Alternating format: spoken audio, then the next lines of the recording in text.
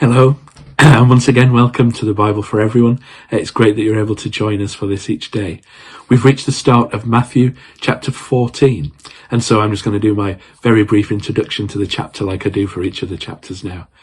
I once read a book, and in it described Matthew chapter 14 as telling us about the second most stressful day in Jesus' life.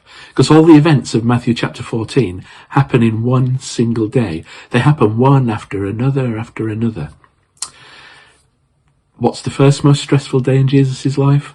In this book it said that it was obviously the events around Good Friday, Jesus' death, his trial and all that had gone on before that, and his crucifixion. But this is the second most stressful day. We've got his friend, his cousin, the person perhaps who understood him the most, John the Baptist, and Jesus hears news about John the Baptist's death.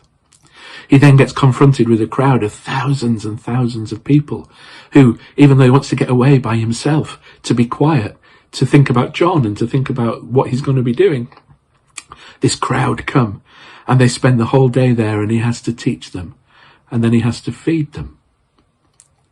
And then he sends the disciples off in a boat, and a storm comes, and he ends up having to walk across the water to meet with them in the storm that they're in, to help them get through that storm, because they've lost all sight of him.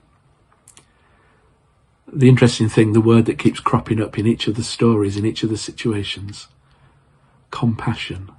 Jesus had compassion on people.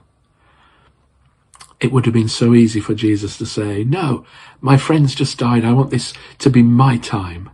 But again and again and again, he still meets the needs of the people with compassion.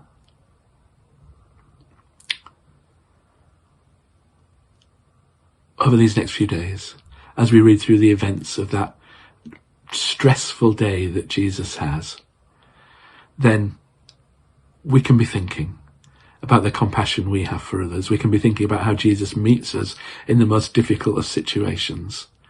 And we can be thinking about how we can bring the kingdom of God to people's lives with that same compassion as Jesus has for them and for us.